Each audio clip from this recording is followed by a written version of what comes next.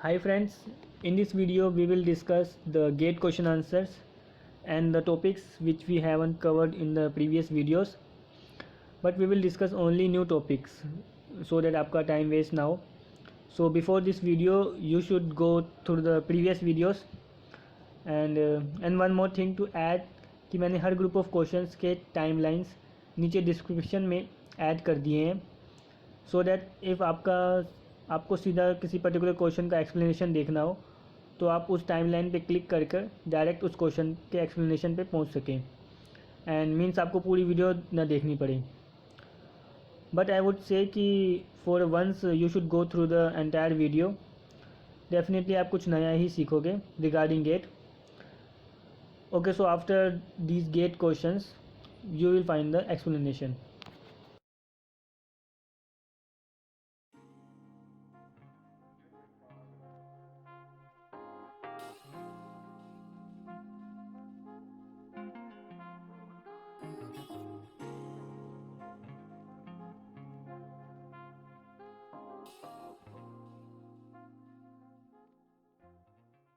So question number 1 is a housing finance institution in the private sector is housing finance institution in the private sector. Okay, ये हम discuss कर चुके हैं कि housing finance institution में क्या क्या आता है प्राइवेट सेक्टर.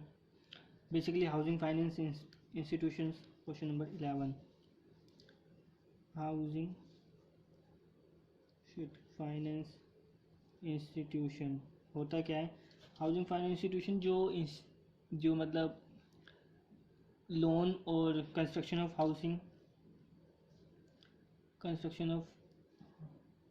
हाउस के लिए या उस लैंड को ख़रीदने के लिए, हाउस को ख़रीदने के लिए जो लोन प्रोवाइड करते हैं उनको कहते हैं housing finance institutions.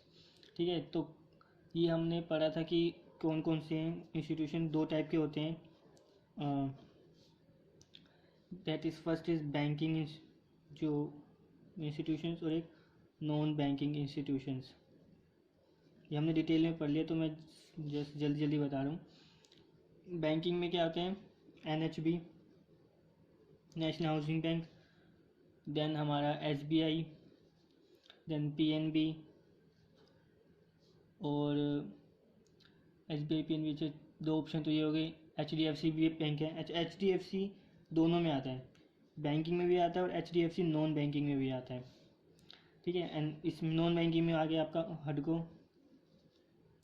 HDFC, LIC भी लोन देती है इसके लिए, हाउसिंग के लिए. ठीक है, और इसमें एक और आता है नाबार्ड. ठीक है, सो 5 ये 3 ये banking and non banking institutions. तो इसमें क्या पूछा गया है, प्राइवेट सेक्टर. अच्छा ठीक है, तो इसमें से हमारा प्राइवेट सेक्टर कौन कौन सा है.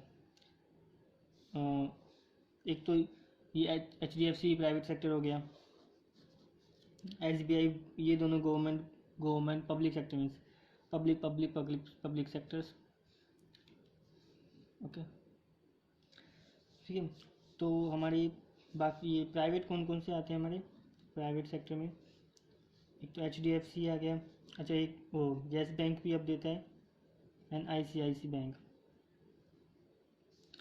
ठीक है, सो ये 3 प्राइवेट बैंक हैं जो लोन प्रोवाइड करते हैं. एंड अभी हाउसिंग की एक वो आई है तो हाउसिंग शॉर्टेज का भी एक टॉपिक कवर कर लेते हैं.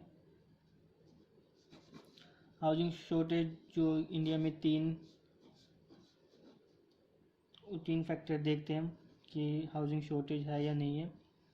First is obsolescence factor, then second is congestion factor and third is homelessness. ठीक है, तो ऑब्सोलीन में क्या होता है कि जब आपका हाउस 80 साल पुराना हो जाता है तो वो ख़राब हो जाता है या वो नॉन सर्विसेबल हो जाता है, तो उसको कहते हैं ऑब्सोलीन फैक्टर कि आपको हाउसिंग की जरूरत, आपको नया घर चाहिए. इसको एक डिलैपिडेटेड हाउस कहते हैं.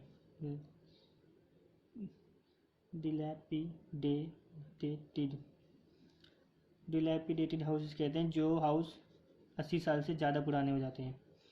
ठीक है, कंजेशन क्या होता है कि जब आपका एक परिवार एक घर में एक हाउस में एक मैरिड कपल के साथ 12 साल का एक और कपल रह रहा हो, मतलब 12 साल का एक बंदा रह रहा होता है, 12 ईयर्स मोर जिसकी एज हो,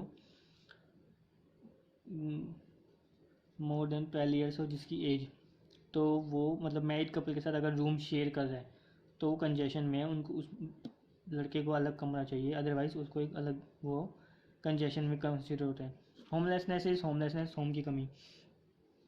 सो ये 3 फैक्टर हैं जो करते हैं उसमें। तो इसके साथ ही एक हाउसिंग क्लासिफिकेशन देख लेते हैं। आई थिंक ये टॉपिक मैंने शायद कवर नहीं किया था।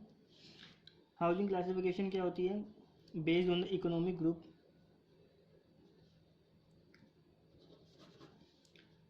EWS, LIG, MIG, HIG। तो EWS कंसिडर करते हैं हम अप टू 3 लाख जो एनुअली कमा रहे होते हैं बंदे, उनको वो सारे EWS में कंसिडर किए जाते हैं। और 3 से 6 लाख LIG में, 6 से 12, 12 से 18 लाख एनुअली ये कंसिडर किए जाते हैं HIG में। ठीक है। एंड एक और क्लासिफिकेशन है that is based on typology. Typology क्या होता है? लो राइज, मिड राइज और हाई राइज। तो लो राइज होता है अप टू 4 फ्लोर, ये लो राइज में कंसिडर होते हैं। 5 to 11 फ्लोर मिड राइज में, एंड 11 to 30 फ्लोर या इसके अबव भी जाने लग गया अब तो हाई राइज में। सो ये थी हाउसिंग क्लासिफिकेशन। और एक मतलब एक हाउस होल्ड होता है क्या है, या ड्वेलिंग यूनिट। अच्छा, हम ड्वेलिंग यूनिट 4.5 कंसिडर करते हैं वो सोल्व आउट करने के लिए क्वेश्चन कि एक ड्वेलिंग यूनिट में कितने बंदे रहते हैं। एंड जब एक और more person living together but sharing a same kitchen, sharing you can say 1 मील, तो वो एक ड्वेलिंग यूनिट कंसिडर होते हैं। मतलब एक ड्वेलिंग यूनिट में आपके 2 बेडरूम 3 बेडरूम हो सकते हैं, टॉयलेट भी ज़्यादा हो सकते हैं, लेकिन अगर आपकी किचन 1+ से ज़्यादा हो गई तो वो 2 ड्वेलिंग यूनिट कंसिडर किए जाएंगे, मतलब वो एक ड्वेलिंग यूनिट नहीं कंसिडर किए जाते। So 1 dwelling unit means 1 kitchen and sharing, all they are sharing the same meal from the same kitchen. So that's the housing. और इसमें और कुछ ग्रोस डेंसिटी और नेट डेंसिटी ये सब कुछ हमने कवर कर भी लेंगे आगे। इसके साथ एक टॉपिक और था, ओके। तो प्रधानमंत्री आवास योजना के अकॉर्डिंग EWS 30 स्क्वायर मीटर का एंड LIG आपका 60 स्क्वायर मीटर के आसपास होना चाहिए।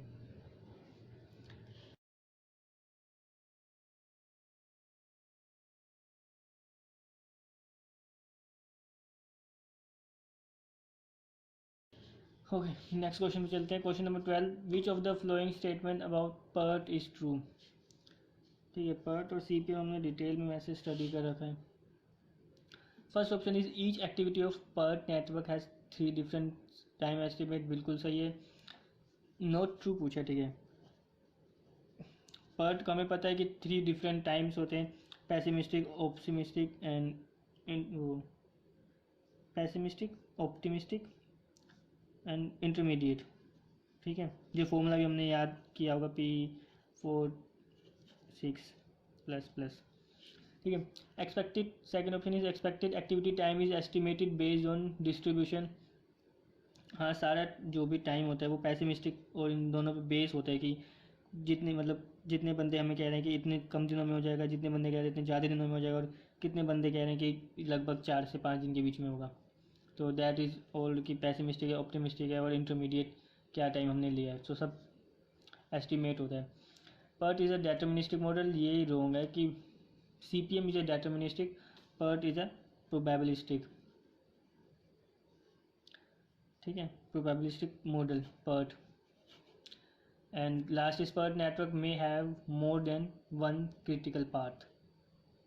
ठीक है, ये पॉइंट आप नोट भी कर लो, मैंने उसमें भी शायद मुझे भी पहली बार पता चला। PERT have more than 1 critical path, more than 1 critical path.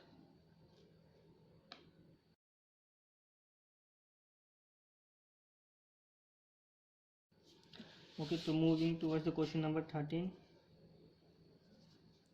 Question number 13 is damage of foundation due to soil liquefaction is related to, ठीक है, soil liquefaction is related to earthquake. soil liquefaction होता क्या है?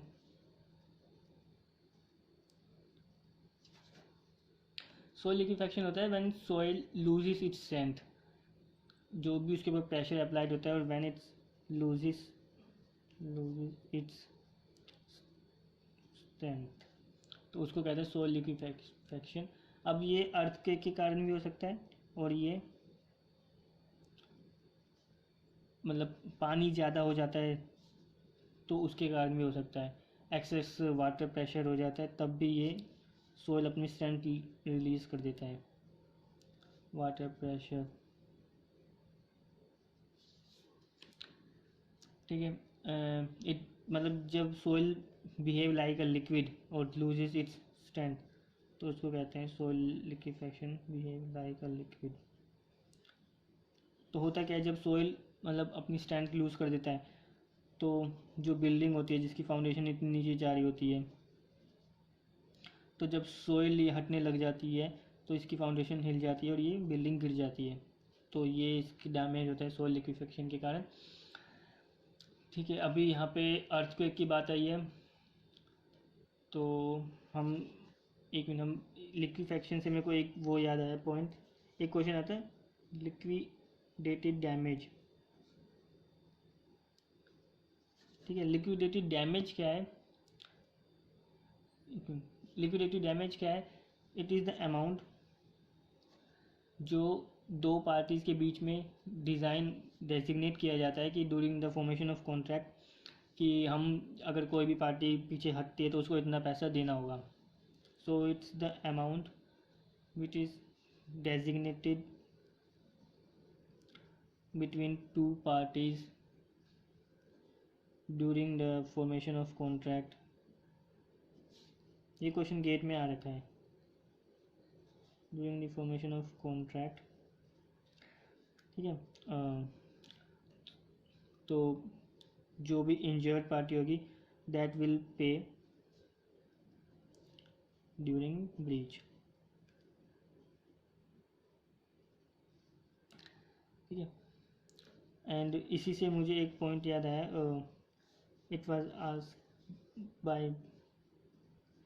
Asked in interview, मेरे से पूछा गया था इंटरव्यू में कि what is urban flooding. Urban flooding क्या है कि जब मेरे को लगा, ठीक है जो भी लगा, अर्बन फ्लडिंग क्या है मतलब हमारे अर्बन एरियाज़ में इतने ज़्यादा अर्बनाइजेशन हो चुकी है कि ओपन एरियाज़ है ही नहीं. ओपन एरियाज़ काफ़ी कम हो गए हैं, वेरी लेस. तो जब भी बारिश होती है वो मतलब जब तक ओपन एरियाज होंगे नहीं तो ग्राउंड में कैसे जाएगा पानी. तो वो सारा पानी सड़कों पे रहता है, वो ड्रेन के थ्रू जाएगा, सीवेज सिस्टम के थ्रू जाएगा, सैनिटेशन के थ्रू, लेकिन it will take time. So that is known as urban flooding. की ओपन एरिया की ना होने की वजह से सब कुछ पेव्ड और कंक्रीट हो चुका है तो बारिश का पानी सीधा ग्राउंड में नहीं जाता, जमा रहता है और वो ड्रेनेज के सहारे टाइम लेता है तो जिसकी वजह से सड़कों पे पानी जमा हो जाता है. That is known as urban flooding. Flooding due to the urban region और यू कैन अर्बन एरियाज. ठीक है, ओके, इसको छोड़ते हैं. अर्थक्वेक की बात हो रही थी. अर्थक्वेक का एक क्वेश्चन अभी जस्ट रिसेंटली इसरो में पूछा गया है कि what is epicentre and what is focus. So epicentre and focus. Epicentre होता है point above the earth. Point above the earth means जहाँ पे भूकंप आया है उसके जस्ट ऊपर वाला अर्थ पे जो पॉइंट होगा दैट इज़ एपिसेंटर. मतलब जैसे भूकंप तो हमारा ये मान लो पृथ्वी भूकंप यहाँ पे उसका फोकस यहाँ पे है, यहाँ पे उसकी मतलब शुरुआत हुई है तो उसके जस्ट ऊपर वाले पॉइंट को जो अर्थ पे होगा सरफेस जहाँ पे हम खड़े होते हैं that point is known as epicentre. Point above the earth और वर्टिकली अबव. ठीक है, vertically above the earth is epicentre. और सेकंड इज फोकस होता है. फोकस या हाइपोसेंटर जिसको कहते हैं. फोकस और हाइपोसेंटर होता है origin of the earthquake. Origin of earth. ठीक है, तो ये होता है फोकस और हाइपोसेंटर, उसमें यही आया था इन दोनों में से कुछ, की फोकस है या एपिसेंटर है, कुछ ऐसे ही आया था। ठीक है, और इसको ग्राउंड जीरो भी कहते हैं, इस पॉइंट को ग्राउंड जीरो। ओके ठीक है, फोकस एपिसेंटर हो गया। अच्छा, अर्थक्वेक की बात ही हो रही है, तो अर्थक्वेक इंडिया में पहले 5 जोन्स थे अर्थक्वेक के, बट अब 4 रह गए हैं, 3 4 5। जो फर्स्ट जोन था वो अब सेकंड के साथ ही मिक्स हो गया है। ठीक है, तो अब इंडिया में सिर्फ 4 जोन है, 2 3 4 टोटल 4 जोन्स, पहले 5 जोन्स थी। और जो क्या कहते हैं, एक्टिव 2 3 4 5 एक्टिवनेस ना अर्थक्वेक की वो इस साइड बढ़ती है, मतलब जितना 5 की तरफ जाएंगे जोन नंबर 5 की तरफ, उतना ही वो रीजन एक्टिव कहलाएगा, मतलब वहाँ पे ज़्यादा भूकंप आते हैं। और इंडिया में सबसे ज़्यादा भूकंप अपने श्रीनगर, गुवाहाटी और दिल्ली में आते हैं, तो अपना ऊपर नॉर्थ का सारा उसमें आता है, एक्टिव में जोन 5 में आता है। दिल्ली भी मान लो, तो श्रीनगर अपना जोन 5 में आता है। ठीक है, तो 4 सीस्मिक जोन हो गए हमारे ये इंडिया में। एंड इसमें और कुछ बताने का, अच्छा जो ये था ना सोइल लिक्विफेक्शन, ये होता है किन टाइप की सॉइल्स में होता है, ये होता है सैंडी सॉइल में, सैंडी सॉइल हो या सिल्टी सॉइल हो या ग्रेवली सॉइल हो, इन 3 टाइप की सॉइल में सोइल लिक्विफेक्शन होने के ज़्यादा चांसेस होते हैं, sandy, silty and gravelly. And urban flooding हो गया, डैमेज हो गया, और ब्रीच होता है फेलियर ऑफ कॉन्ट्रैक्ट, मतलब debt will pay during breaches, when failure of contract is known as breach, breach is failure of contract. And इसके साथ एक पॉइंट याद है, अर्थक्वेक बेल्ट। अर्थक्वेक बेल्ट क्या होती है, मतलब नैरो जोन जिसके आसपास अर्थक्वेक आता रहता हो ना, उसको कहते हैं earthquake belt. Narrow zone on the earth surface जिसके around which earthquake usually used to come, or majority of the earthquake come, that is earthquake belt, majority of earthquake come, that is earthquake belt। ठीक है, अब आगे चलते हैं next, first okay option इसके देखते हैं क्या। First is cyclones. साइक्लोन होते हैं low pressure area with spirally wind, low pressure area with spirally wind. ठीक है, एक और इसमें पॉइंट याद रखना है कि साइक्लोन रोटेट होते हैं, rotates clockwise in southern areas, southern hemisphere, and rotates anti-clockwise in northern hemisphere।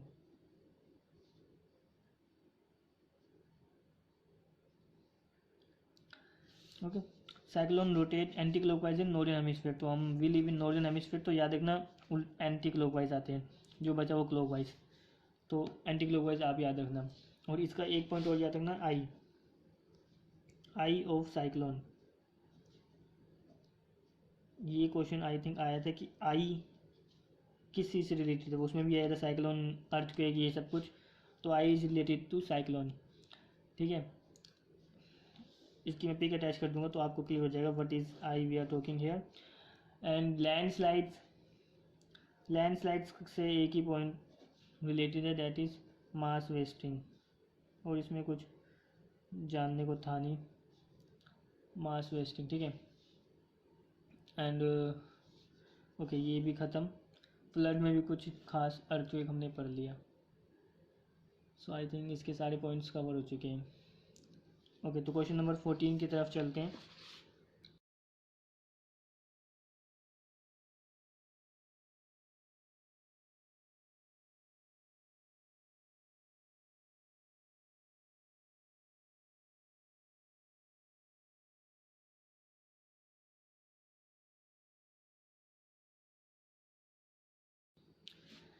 Okay, question number 14 is walls with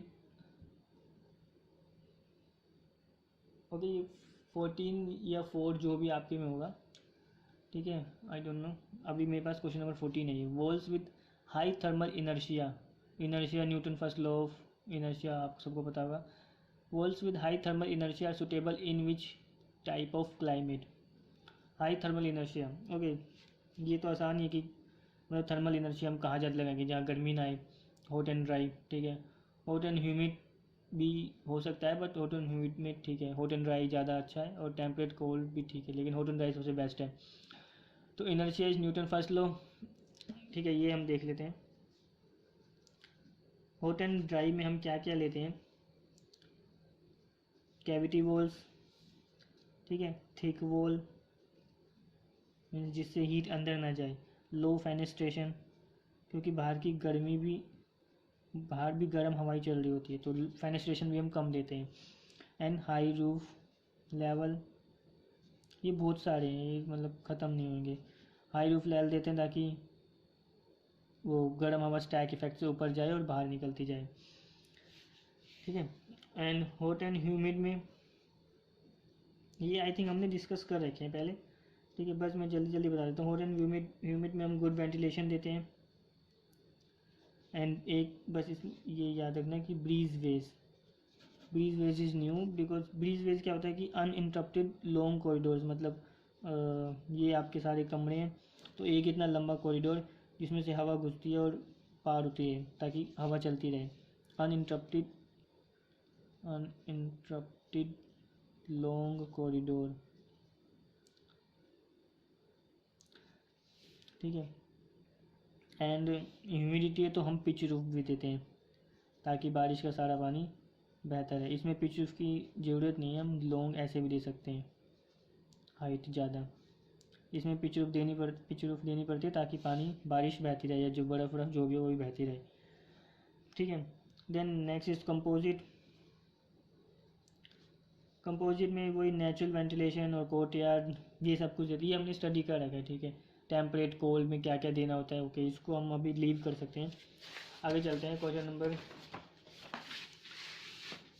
15।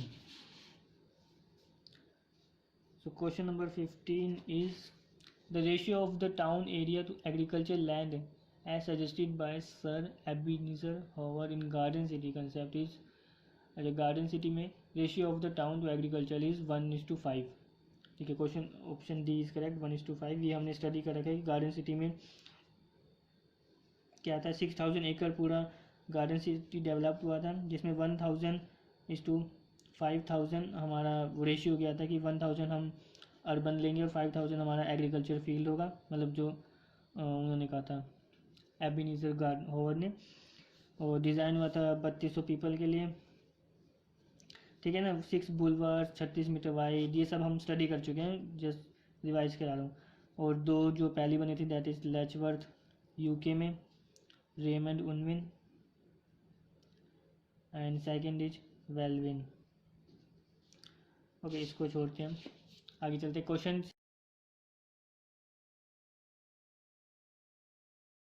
16। Question number 16 is a demolition contract for a building is awarded to the lowest bidder, second lowest bidder, highest bidder, second lowest bidder, second highest bidder का। और demolition contract, अच्छा, demolition contract हमेशा highest bidder को दिया जाता है। Demolition contract क्या होता है कि जैसे मेरा घर है, हम घर देते हैं किसी को तोड़ने के लिए, हमें नया घर बनाना है, हम किसी को घर तोड़ने के लिए देते हैं, तो उसको हम वो कहता है कि मैं इसकी ईंट वीट भी निकाल लूँगा, ठीक है, तो मैं आपको इसके 6000 रुपये दे दूँगा और मैं इसका सारा सामान लेके चला जाऊँगा। अगला कहता है कि अब एक और बंदा आता है, वो कहता है यार मैं तो इसका सरिया भी यूज़ कर लूँगा, मैं आपको 8000 रुपये दूँगा, आप मुझे दे दो इसको घर तोड़ने का सामान। वो सरिया मतलब डेमोलिशन कॉन्ट्रैक्ट में वो सारा सामान खुद लेके जाते हैं, जो भी टूटेगा मिलेगा सब कुछ। एक और आएगा वो कहेगा मैं इसका मिट्टी भी यूज़ कर लूँगा तो मैं 10,000 देता हूँ। तो who will be the highest bidder will get the demolition contract. Tender में उल्टा होता है इसका, ठीक है। टेंडर में क्या होता है, टेंडर में लोएस्ट बिडर को देते हैं। मतलब ये तो क्लियर ही है कि जो सबसे कम रेट में 6,000 में घर बनाएगा उसको देंगे, 4,000 में बनाएगा उसको देंगे, 2,000 में बना के देगा उसको देंगे। तो टेंडर में उल्टा होता है, डेमोलिशन कॉन्ट्रैक्ट में उल्टा होता है। सेकंड लोएस्ट बिडर, सेकंड, ये तो ऑप्शन ही अजीब से है, इसको छोड़ सकते हैं। Okay, question number 17। Question number 17 is bulking of sand is highest in course, medium, fine. Of course fine में होगा, ठीक है। ये भी हम काफ़ी डिटेल में स्टडी कर चुके हैं कि बल्किंग ऑफ सैंड होता क्या है, क्यों होता है। सीमेंट के अराउंड मॉलिक्यूल्स आ जाते हैं तो उनका वाटर मॉलिक्यूल्स आ जाते हैं, ठीक है। तो इसलिए वो सैंड ज़्यादा हो जाती है, इतनी सी सैंड भी वाटर मॉलिक्यूल्स मिलाने से इतनी ज़्यादा हो जाती है, ठीक है। तो इसलिए that is why it's known as it is bulking of sand. और बल्किंग ऑफ सैंड ज़्यादा उसमें ही होगा क्योंकि सरफेस टेंशन के कारण, ये हम स्टडी कर चुके हैं ना वैसे भी, कि surface tension, water molecules, bubble क्यों बनते हैं। तो सरफेस फाइन, जितनी सैंड फाइन होगी उतना ज़्यादा उसका बल्किंग ज़्यादा होगा, ठीक है। कोर्स सैंड में बल्किंग कम होगी, मीडियम सैंड इज सेम, कम, जितनी ज़्यादा फाइन सैंड ऑप्शन देगा तो वही होगा। Sand saturated with water, sand saturation क्या होता है, सैंड सैचुरेशन वाटर होता है। It is a maximum amount of water soil can store, ठीक है।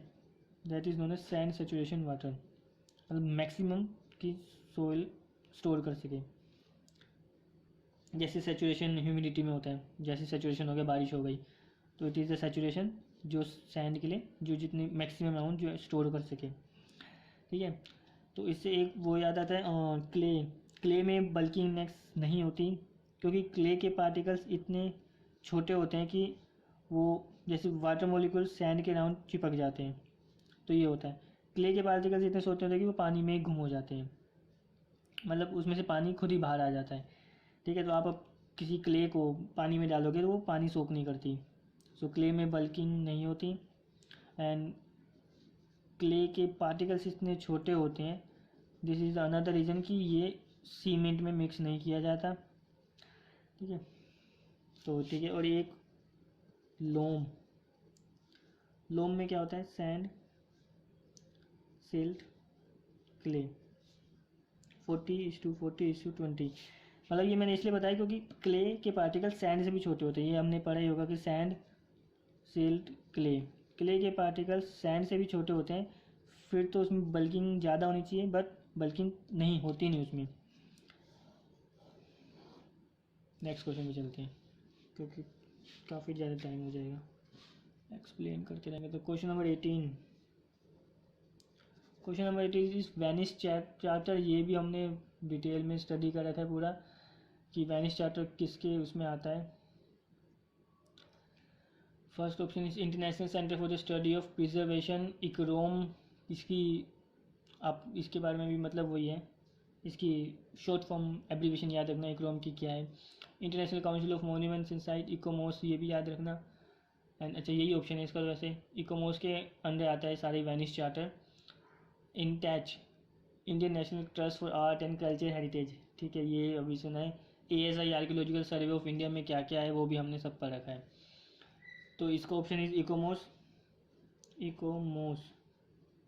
वैन इसके अंदर क्या क्या चार्टर्स आते हैं मैं एक बार जल्दी से कर लेते हैं हम। इसके अंदर आते हैं एथेंस चार्टर, ठीक है, फिर वेनिस चार्टर, फिर आया था बुर्रा चार्टर, देन फ्लोरेंस, देन ग्रैंडा। तो जितने भी चार्टर आए हैं वो सारे इसमें आए हैं, इकोमोस में, ठीक है। तो ये मतलब इकोमोस है क्या, मोन्यूमेंट्स और इसकी साइट्स का हेरिटेज, मतलब इनकी कंजर्वेशन देखना। ये शुरू क्यों हुआ था कि बिकॉज ऑफ जैसे वो थे हमारे, क्या नाम था उनका, विलियम मॉरिस और एक और सर कौन थे, विलियम मॉरिस और फिलिप वेब। इन दोनों ने नोटिस किया कि मतलब स्टील और जो भी कंस्ट्रक्शन की स्टेज है वो एडवांस होती जा रही है, तो पुरानी बिल्डिंग को लोग फॉलो ही नहीं करेंगे। मतलब अब जो बिल्डिंग्स बन रही है वो सिर्फ ग्लास फसाड और ये बनते जा रहे हैं, डिज़ाइन विज़ाइन इतना हो नहीं रहा। तो विलियम मॉरिस तो ऐसे पेंटर थे अच्छे, ठीक है। तो इन्होंने नोटिस किया, इन्होंने आवाज़ उठाई कि हमें आर्किटेक्चर कंजर्वेशन भी करना चाहिए, जो पुरानी बिल्डिंग्स पड़ी है उनका भी, उनको कंजर्व करना चाहिए, उनको ये नहीं कि सबको ग्लास फसाड में चेंज करते जाओ। तो इन्होंने शुरुआत की थी। तो इनकी शुरुआत की वजह से ये सारे चार्टर स्टार्ट हुए थे। एंड इसमें, ठीक है, इसमें 3 जो थे ना वेनिस चार्टर में, बुलरा में 3 वो निकल के आए थे terminologies, that is preservation and restoration and last is construction, reconstruction. Preservation में क्या था कि हम मेंटेन रखेंगे, इसकी फ्यूचर डेटोरेशन नहीं होने देंगे, जो भी बिल्डिंग है, जो भी हमारी हेरिटेज है, उनकी हम फर्दर डेटोरेशन नहीं होने देंगे, ठीक है, फर्दर उसको टूटने नहीं देंगे, इनको मेंटेन रखेंगे अब से। रिस्टोरेशन में क्या था कि हम जो भी थोड़ी सी ज़्यादा टूट गई हैं, वो मतलब इतनी टूट गई कि चल भी नहीं सक मतलब ढंग से काम भी नहीं आ सकती, तो उनको हम इनिशियल स्टेज में लेके आएंगे, return to their initial stage with the same old material, ठीक है, या तो सेम ओल्ड मटेरियल या विदाउट मटेरियल के हम इसको, न्यू मटेरियल का इसमें हम मतलब वो नहीं करेंगे। रिकंस्ट्रक्शन में क्या था, हम कंस्ट्रक्शन करेंगे with the intervention of new material, new material को हम इसमें कंसिडर करेंगे रिकंस्ट्रक्शन के लिए, ठीक है। और इसमें क्या था, आर्कियोलॉजिकल सर्वे ऑफ इंडिया भी हमने पढ़ लिया था कि उसके ASI में क्या आता है, आमासार एक्ट, AMASR, ये भी हमने डिटेल में पढ़ लिया था कि कितने 100, 200, 300 पे क्या क्या होता है, प्रोहिबिटेड, रेगुलेटेड एंड सोन। और इसमें हमने एक स्मार्ट सिटी भी पढ़ लेते हैं, क्योंकि ये अभी इन तीनों से ही मुझे वो 3 भी याद रहते हैं। स्मार्ट सिटी में पैन सिटी भी पढ़ रखी है हमने, और इसमें 3 वो क्या आते हैं, दैट इज़ रेट्रोफिटिंग, ठीक है। हम सबसे पहले उससे शुरू करते हैं, रीडेवलपमेंट, सबसे पहले सबसे छोटे से करते हैं। रीडेवलपमेंट का मतलब पूरा तोड़कर नया बनाया जाएगा, मतलब एक तो तोड़ने में पैसे लगेंगे आपके और नए बनाने में, ठीक है, तोड़ना प्लस नए बनाना। तो हम छोटा सा एरिया लेंगे ताकि हमारे, मान लो हमारा बजट सिर्फ 500 रुपये का है, ठीक है, तो 500 रुपये में तोड़ना और नए बनाना, छोटा पैसे लेंगे, छोटा एरिया लेंगे, यानी कि the area which is more 50 एकड़, 50 एकड़ से ज़्यादा वाली चीज़ के लिए हम रीडेवलपमेंट करेंगे, ठीक है। ग्रीन फील्ड डेवलपमेंट, बाकी तो ब्राउन फील्ड डेवलपमेंट हो गए सारे। ग्रीन फील्ड डेवलपमेंट क्या होगा कि नया बनाना है, सिर्फ तोड़ना नहीं है उसको, क्योंकि वहाँ पे कुछ बना ही नहीं है, ग्रीन फील्ड डेवलपमेंट यही होता है। तो वहाँ पे 250 एकड़, 250 एकड़, क्योंकि नया नहीं बनाना, तो 500 रुपये में 250 एकड़ तक हम बना सकते हैं। इसमें 500 एकड़ में क्या है, 50 एकड़ तोड़ना भी है और उसी को बनाना भी है, तो इसलिए 50 एकड़ लेंगे। Green field development. And last is retrofitting. Retrofitting क्या होता है, बस थोड़ा बहुत चेंज करना, तो हम इसको और ज़्यादा ले सकते हैं एरिया, 500 एकड़, ठीक है। सो ये 3 टर्मिनोलॉजीज भी इंपॉर्टेंट थी, ये भी याद रखना। एंड आगे चलते हैं।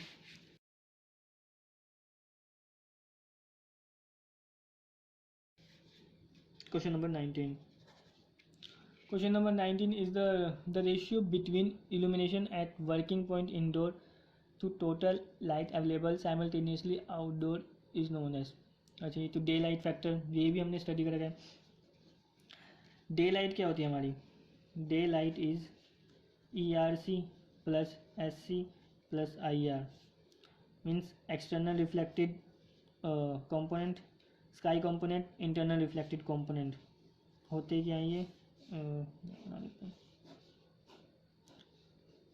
ये आपका वर्क प्लेन, यहाँ पे सन।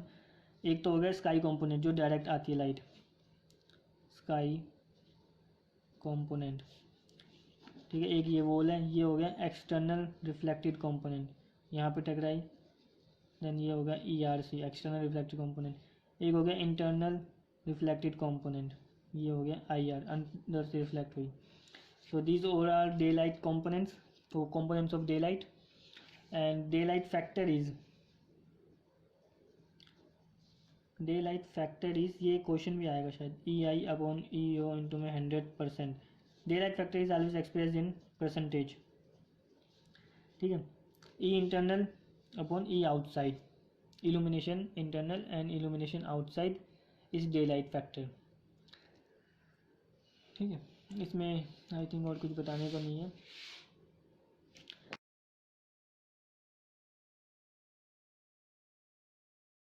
क्वेश्चन नंबर 20,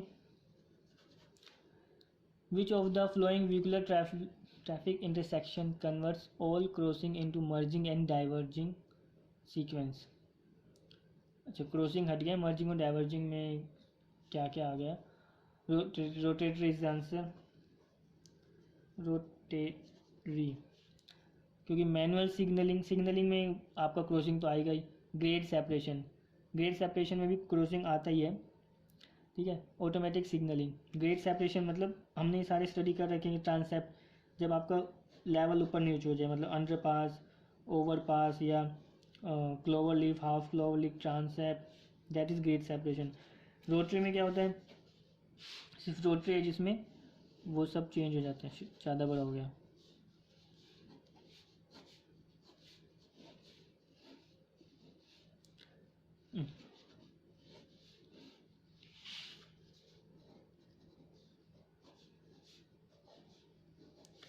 रोटरी में क्या होता है कि यहाँ से बंदा जाता है, इसके एलोंग घूमता है, ये इसके एलोंग घूमते हैं, तो मतलब एलोंग घूमते रहते हैं, आपका क्रॉसिंग नहीं होता।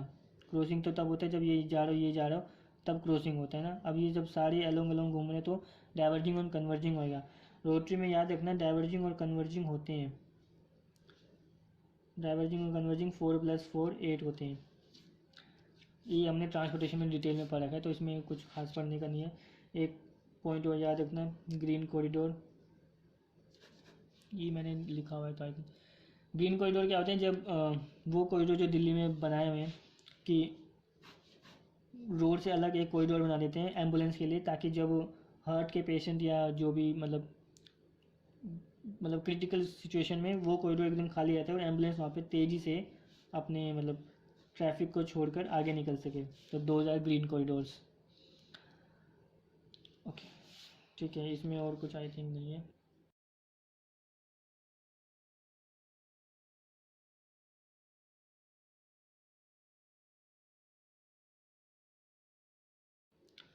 Question number 21, the process of spraying polyester, polyurethane, acrylic and epoxy plastic followed by heat curing onto metal is called, ठीक है। हीट क्योरिंग ये आपका एनोडाइजिंग हो नहीं सकता, क्योंकि एनोडाइजिंग क्या होता है, मेटल उसमें डालना, ऑक्सीडेशन, ठीक है ना, आयंस का खेल होता है। मतलब ये चारों हमने वैसे डिटेल में पढ़ा कि गैल्वेनाइजेशन, जिंक में डुबोना, विट्रेस इनेबलिंग क्या होता है, वाइट्रेस का मतलब क्या होता है, ग्लासी, वाइट्रेस का मतलब होता है ग्लासी अपीयरेंस, ठीक है। और इनेमल क्या होता है, इनेमल, अच्छा इनेमल से याद आया, tooth enamel is the strongest bone in our body, ठीक है। टूथ इनेमल GS के लिए बता रहा हूँ, DDA में। And longest bone, to strong bone in tooth enamel, longest bone अब हमारी जांग की टांग, दैट इज फेरुल, नहीं फेरुल नहीं, फेरुल तो वो होता है, sorry.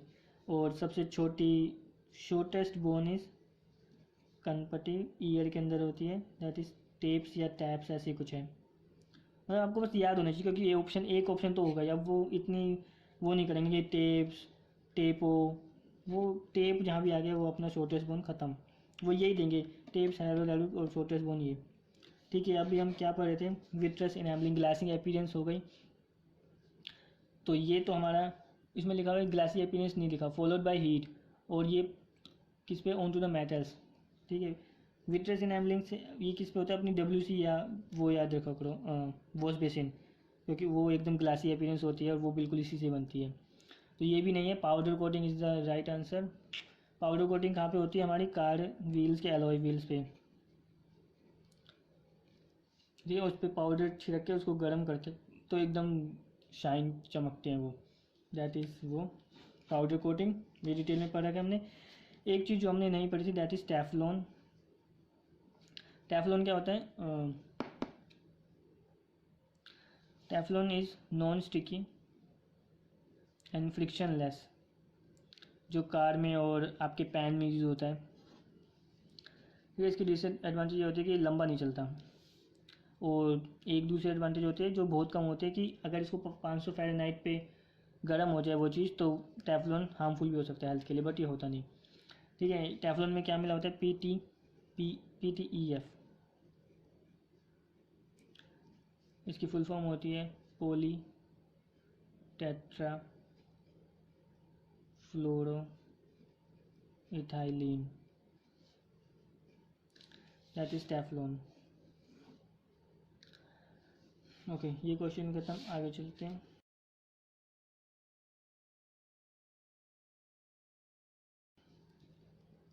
Question number 22, the fundamental right pertaining to property ownership in India does not embrace property ownership in India does not embrace sell, lease, donate और bequeath। bequeath क्या होता है कि जब आप मर जाते हो या आप अपनी विल से अपनी लैंड किसी और को देते हो, that is bequeath। Second is mortgage। mortgage क्या होता है कि लोन का जब हम रीपेमेंट करते हैं ना, मतलब जैसे लोन नहीं चुका पा रहे तो हम अपनी लैंड दे देते हैं गिरवी के लिए, that is mortgage। Grant easement. Grant easement होता है कि मेरी लैंड नहीं है लेकिन मैं उसका ओनर की तरह उस पर मतलब काम कर रहा हूँ, मतलब आप मेरी land as a owner use करो बट वो है मेरी लैंड ही, दैट इज़ ग्रांट, क्या मैंने आपको दे दी आज़ादी कि आप उसको यूज़ कर सकते हो। And change in use, land का change in use, option D. अच्छा, चेंज इन यूज़ हम, हाँ ये बात सही है कि इन इंडिया में हम वो, मतलब इंडिया क्या, कहीं कहीं का तो पता नहीं, हम लैंड का यूज़ चेंज नहीं कर सकते कि अगर वो कमर्शियल के लिए है तो कमर्शियल ही रहेगी, एंड रेजिडेंशियल है तो रेजिडेंशियल ही होगी, मिक्स यूज़ है तो मिक्स यूज़ के लिए ही यूज़ कर सकते हो आप उसको, उसका लैंड यूज़ चेंज नहीं कर सकते।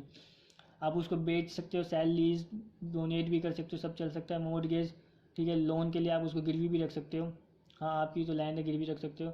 आप उसको ग्रांट भी कर सकते हो कि आप उसके साथ कुछ भी करो, बस उसका लैंड यूज़ चेंज नहीं कर सकता कोई भी, ठीक है, जब तक परमिशन ना मिले गवर्नमेंट से। Okay, question number 20 is over. Question number 23, question number 23 is match the following with the applications. Bracket, bracket ये हमने पढ़ा, ब्रैकेट कॉर्निस में यूज़ होता है, इजिप्शियन में, बैलस्टर स्टेयरकेस में यूज़ होता है, की स्टोन आपका आर्च में, होल्ड फास्ट डोर में। ठीक है, इसके ऑप्शन भी देखने की जरूरत नहीं है बट वही सारे दिख रहे हैं।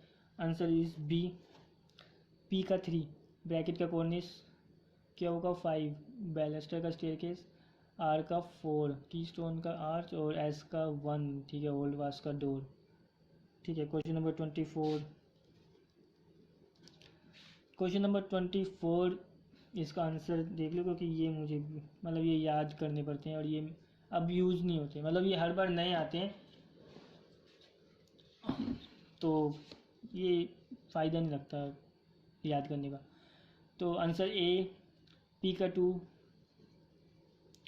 क्यू का 4, आर का 5, एस का 3। ठीक है, तो ये आप याद रख लेना। इसमें से कोई फेमस, अच्छा जहाज़दीद ने कौन सा बनाया, 4th one, Vitara fire station. ठीक है, इनकी मैं पिक्स लगा दूंगा तो आपको थोड़ा और याद करने में आसानी हो जाएंगी। Vitara fire station and IMPI, अच्छा IMPI की बिल्डिंग नहीं है इसमें। ओके, IMPI की बैंक ऑफ चाइना आप याद रखना, और जहाज़दीद की ये याद रख लो, विटारा फायर स्टेशन, इसकी पिक लग देंगे तो अच्छा लगेगा। ओके।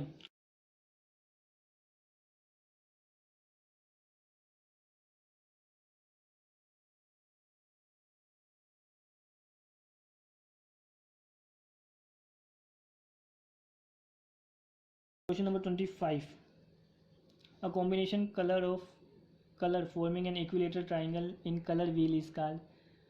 ठीक है, colour wheel RYBNOGB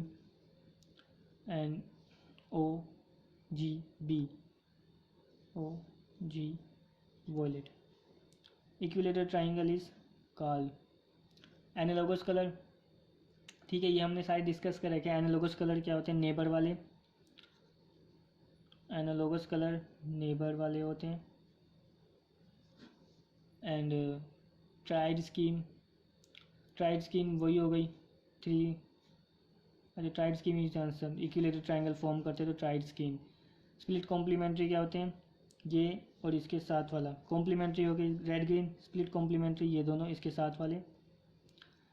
and double complementary scheme, double complementary I don't know, इसको देख लेंगे। तो आंसर इज क्वेश्चन नंबर 25 का कि इक्विलेटरल ट्राइंगल बनाते हैं ट्राइड स्कीम। ठीक है, ये हमने सारी स्टडी कर रखी कि analogous colour, complementary colour and brilliance, hue, Munsell colour system, ये सब हमने पहले स्टडी कर रखे, तो इसमें हम टाइम वेस्ट नहीं करेंगे।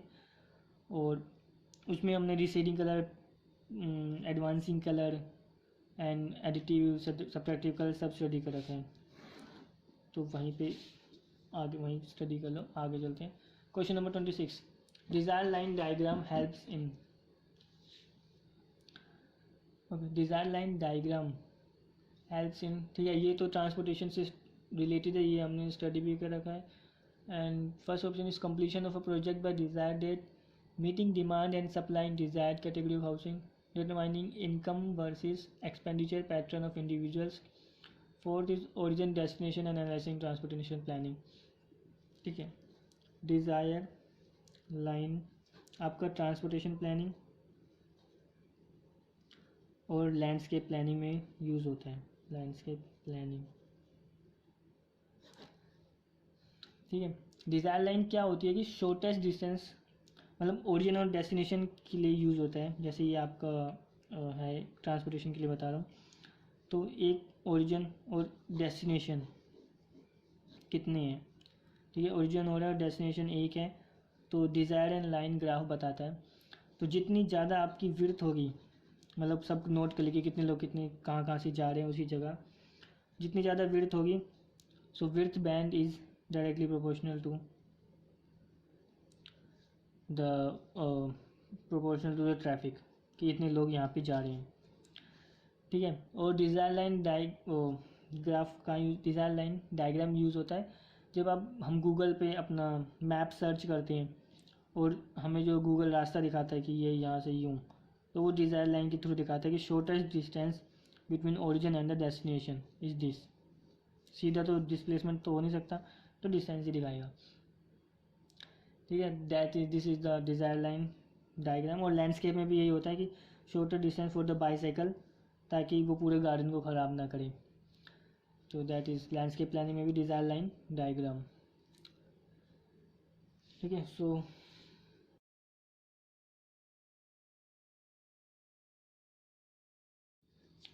okay, so question number 27, as per fire safety norms of NBC India, for building having assembly and institutional occupancies, the maximum travel distance in meter to an exit from the dead end of corridor is, okay, इसका 6 metre. ये NBC 2016 का norm है। वैसे question 15 में ask किया गया है, but अब हम जो भी स्टडी करेंगे 2016 के अकॉर्डिंग करेंगे। उसमें 6 मीटर दे रखा है, किस किस के लिए?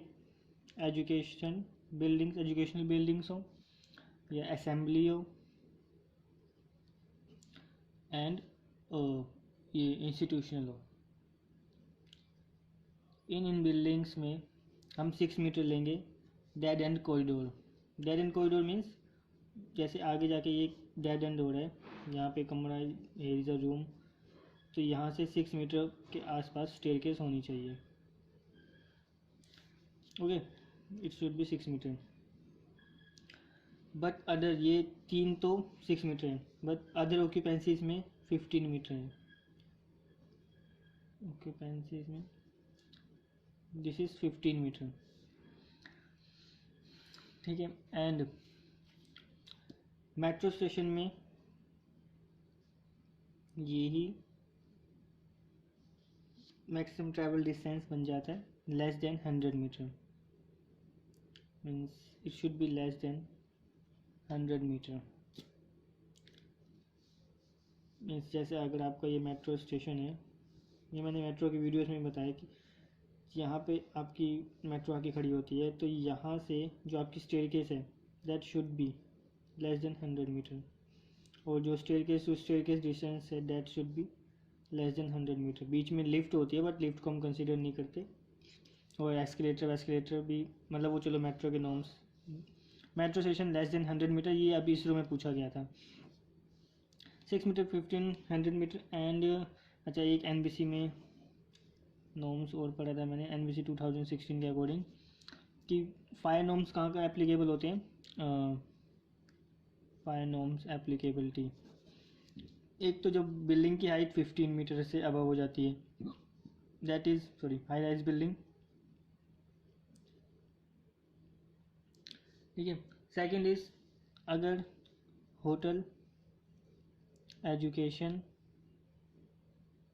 इंस्टीट्यूशन, और एक दो बिल्डिंग और थी बट अपने लिए यही इंपॉर्टेंट है, अगर इनका एरिया 500 मीटर स्क्वायर से ज़्यादा हो तो भी, मतलब चाहे इनकी हाइट 15 मीटर से कम हो, लेकिन अगर इनका एरिया 500 मीटर से ज़्यादा है तो भी इसमें फायर नॉर्म्स लगेंगे। मीन्स आपको वही सब कुछ, फायर स्प्रिंकलर और जो जो आप प्रोवाइड कराओगे वो सब कुछ देना पड़ेगा, fire staircase and so on. एक और है एजुकेशन और इंस्टीट्यूशन में,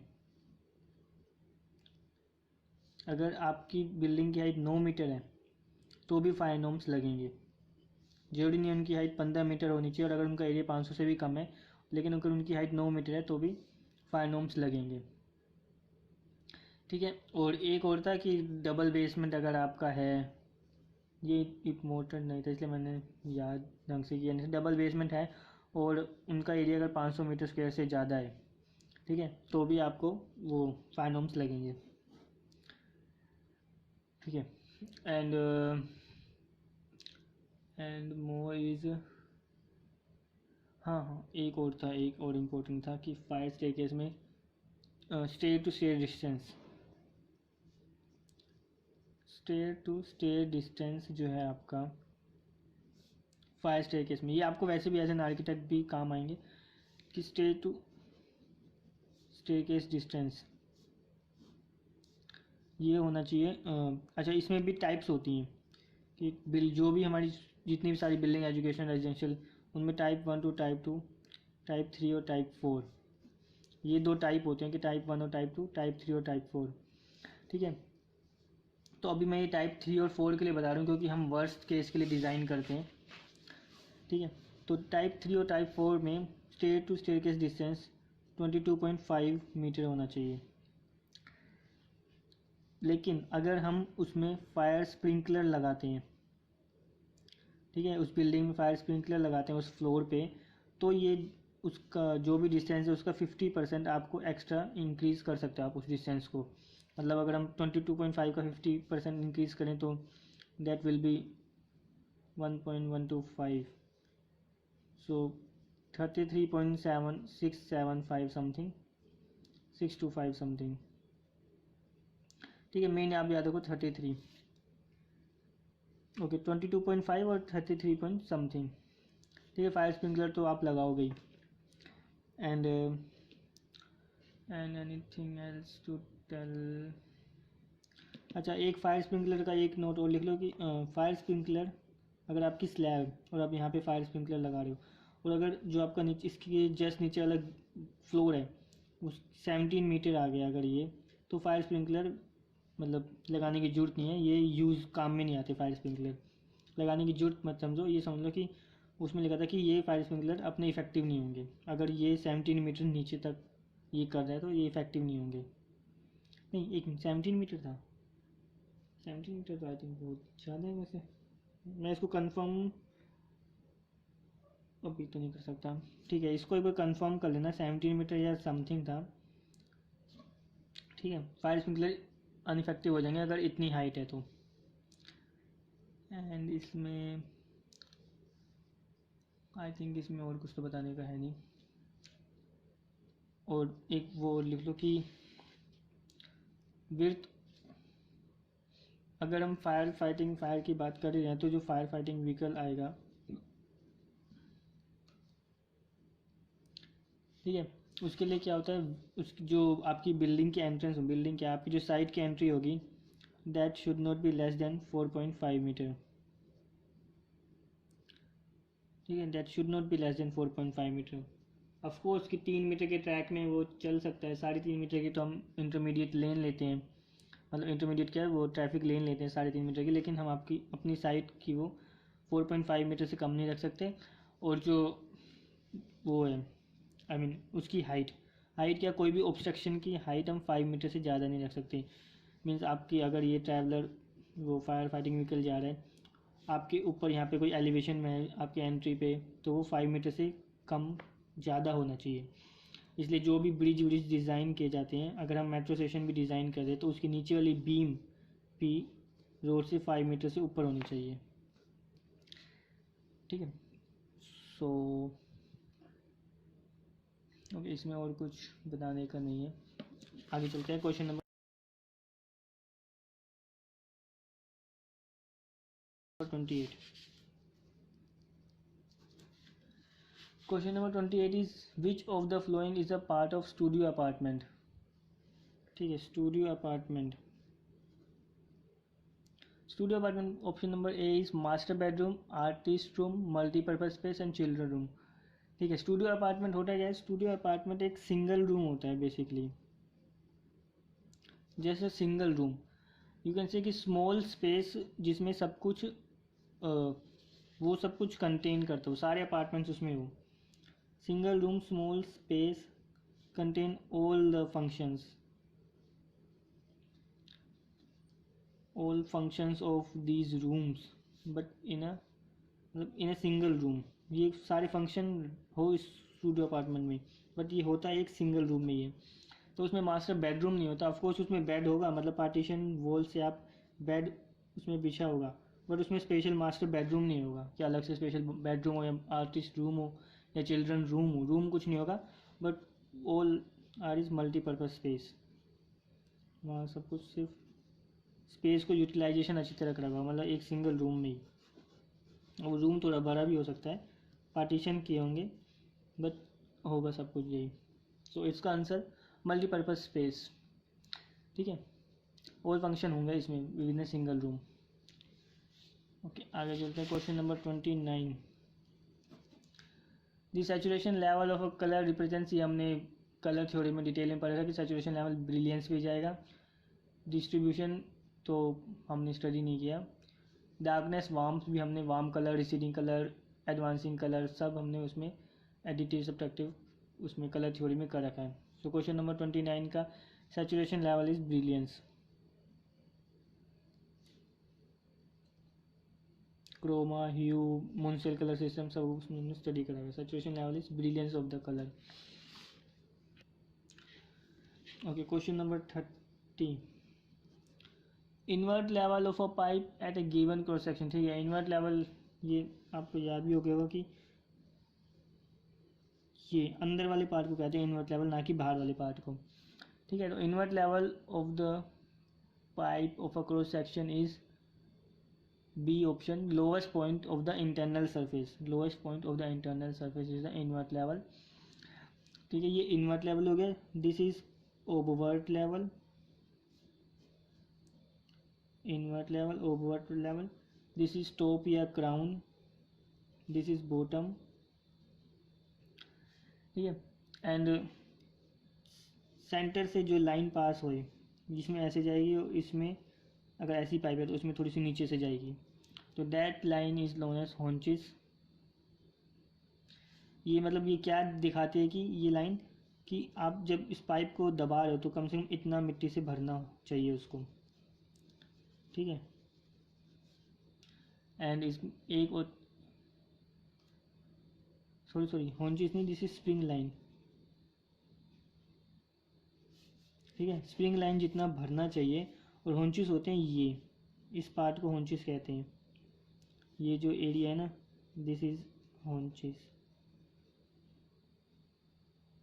हाँ हॉन्चेस ये होता है कि इनको मिट्टी में दबाना चाहिए, और इस लाइन तक तो spring line, this is haunches. ठीक है, horizontal spring line is horizontal line at the vertical mid point, and this is haunches. ठीक है, क्वेश्चन नंबर आगे चल।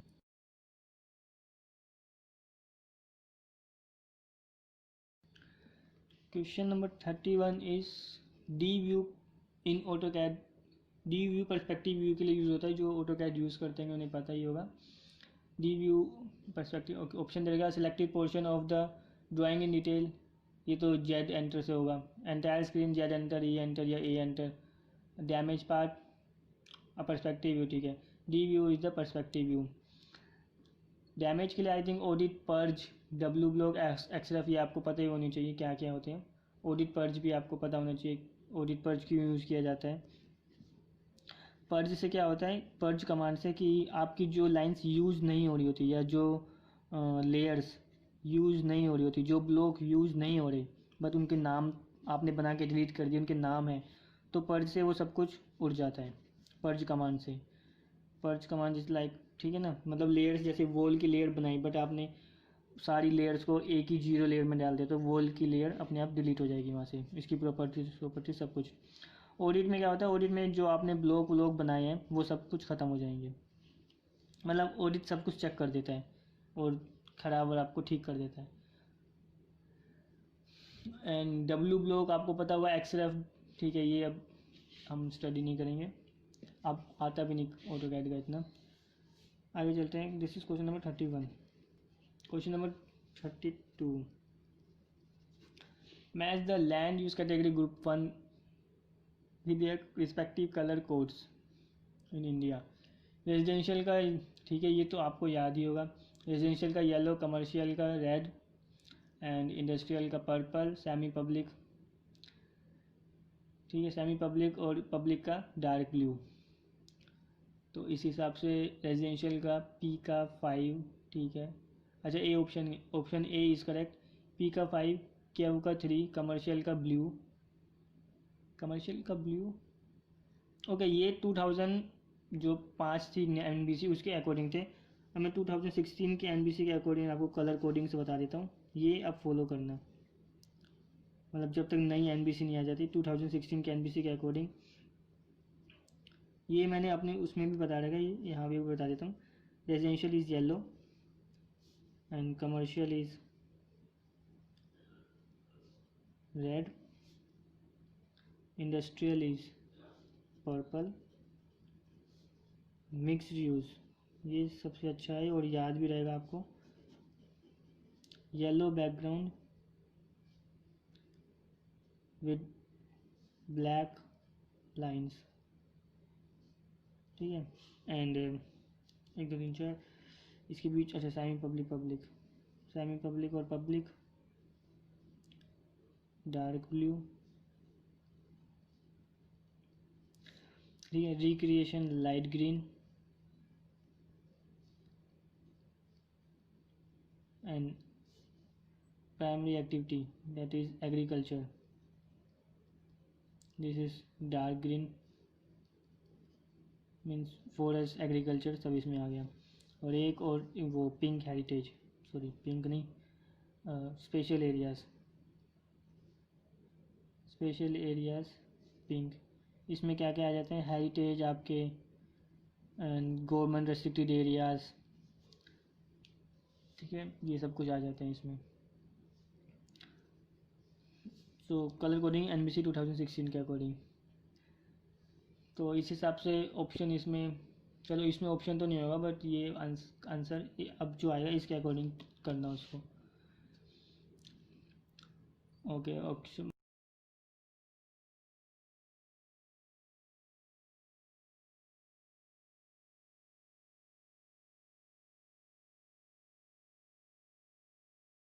Question number 33। Question number 33 is a rectangular beam section of 300 by 500 mm depth. Beam section 300 500 mm is loaded with a shear force of 600 kilonewton.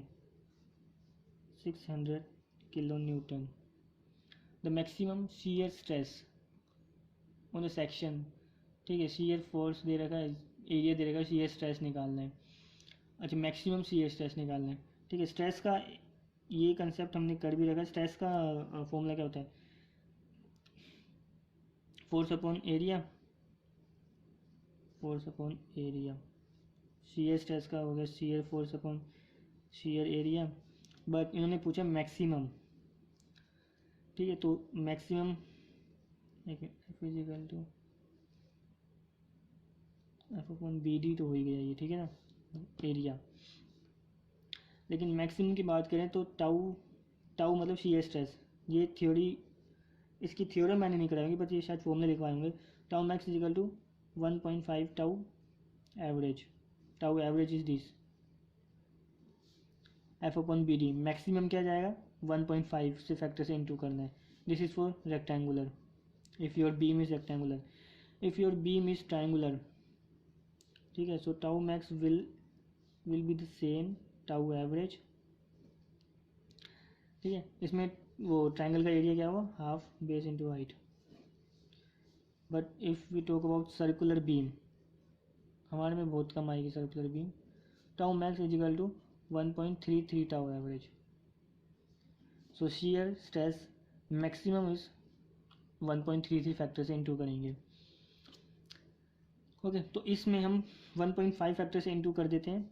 1.5 factor into में tau average is 600 kilo Newton. I think 6 इसको Newton में कर दे, क्योंकि दे have ask in the shear stress on the section in newton mm square, और ये mm में given है. तो ठीक है, 300 गुणा में 500.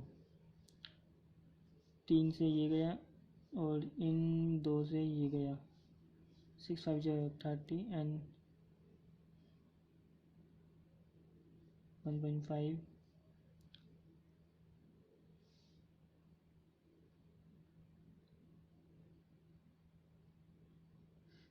क्या हुआ? अच्छा, 6 5 30 30 अपॉन 50.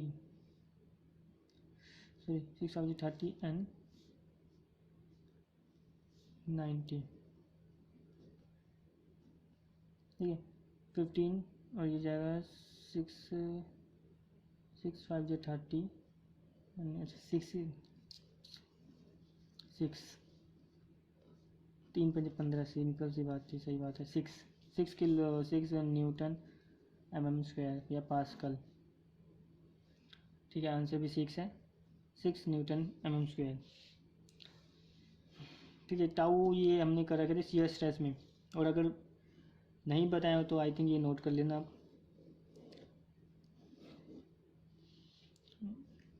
क्वेश्चन नंबर 34 पे चलते हैं. In a 50 metre section of a waste water pipe. एक सेक्शन है 50 मीटर. 50 मीटर तो आई थिंक फिर diameter is given. If the gradient is 1 into 80, then fall in millimeter is. fall in millimeter. अच्छा, तो 50 metre length दे रखी है. 50 metre section of a pipe. ठीक है, एक पाइप है एंड फॉल पूछा है, तो ये हम ऐसे गिराएंगे 1 in 80. ठीक है, and then they have ask for 50 metre section. ये आ गया 50 मीटर, बचा 30. और तो इन्होंने ये पूछा है. ये तो सिंपल सा वो सिमिलर ट्राइंगल बन गया. इसको एक्स ले लेते हैं. ठीक है, इसमें मेन वो क्या था कि कई बार क्या होता है कि हम इसको ऐसा बना देते हैं. यहाँ से लिया 80 मीटर और यहीं से ले लिया हमने 50 मीटर. ठीक है, ये हो गया 1 मीटर. तो अब जो डिस्टेंस आएगा वो ये आएगा, तो ये गड़बड़ हो जाएगी. ठीक है, ये आना चाहिए इतने बड़े वाला. सो 1/80 इसका क्या आएगा? मतलब सिमिलर ट्राइंगल से कर रहा हूँ, या आप tan थीटा से भी कर सकते हो। 1/80 is equal to x upon 50, so x will be 50/80, 8 5 से 40, 8 6 से 48, 2 8 2 से 16, 4 8 5 से 50, ठीक है 625। So x is equal to 625 metre, 0.625 metre and 625 mm, 625 अच्छा they have asked in mm, so 625 is answer. 8 को 5 से काटा था। ओके आगे चलते हैं, क्वेश्चन नंबर 35। ठीक है, इस कंसेप्ट को ध्यान में रखना कि एम ड्रॉप है और क्या फॉल है, तो किस तरफ से लेना है हमें। ओके सो क्योंकि इसमें क्या हो जाता है, इसमें हम x/30 लेते सिमिलर ट्राइंगल के हिसाब से, x/30 इज इक्वल टू 1/80, तो ये और छोटा आता है। ओके आगे चलते हैं, question number 35। 15 metre long and लीजिए ना, हाँ 15 metre long and 3 metre wide driveway needs to be paved with 300 by 300 square tiles. 15 metre long and 3 metre wide need to be paved with 0.3 by 0.3 metre के tiles. mm को metre में कर लिया। If each packet contains 30 number of tiles, then a number of packet to be procured to pave the whole area। Aptitude से भी गया कुछ question है, तो एक पैकेट में 30 नंबर ऑफ टाइल हैं, so packet is equal to 30 tile, तो 0.3 सिंपल। वैसे इसको हम ऐसे भी कर सकते हैं कि area divide by area, but इसमें प्रॉब्लम हो सकती है एरिया डिवाइड बाय एरिया में ना, तो वैसे वो भी हो ही सकता है, बट इसको हम ऐसे करेंगे कि पहले इस डिस्टेंस को इससे डिवाइड कर लेते हैं। 3 metre divide by 0.3, so it will come 10 number of tiles. ठीक है, तो 10 नंबर ऑफ टाइल्स कितनी बार आएंगी, 15 divide by 0.3 50, so 500 number of tiles आ गए हमारे पास, और एक पैकेट में 30 टाइल्स हैं, सो अच्छा ये जाता नहीं क्या, 3 1 3 एंड दिस विल बी 16.9, ठीक है आंसर इज 17। सो ये 17 पैकेट हो गया। ऐसे अगर हम उससे भी कर लेते हैं 45.9 एक्चुअली, तो 100 से कर देते हैं 95, हाँ वो भी 500 टाइल्स आ रही है, क्योंकि ये डिवाइड हो रहा है। अगर ये डिवाइड नहीं हो रहा था मान लो, तो मतलब मान लो अगर यहाँ पे 4 होता तब आई थिंक आंसर चेंज हो जाता। 45/0.4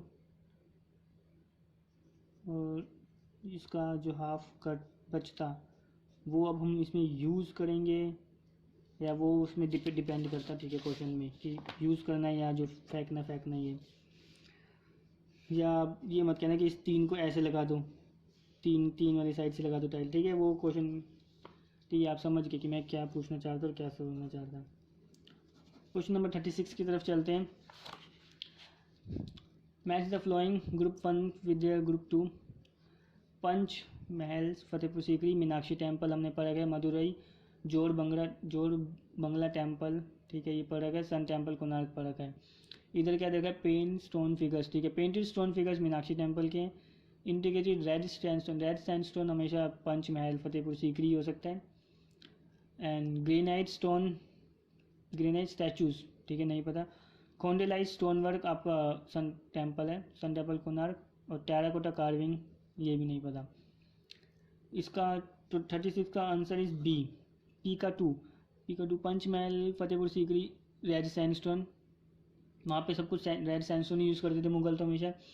केहू का 1 Meenakshi temple painted stone figures, ठीक है मदुरई ये हमने पढ़ा भी हुआ है।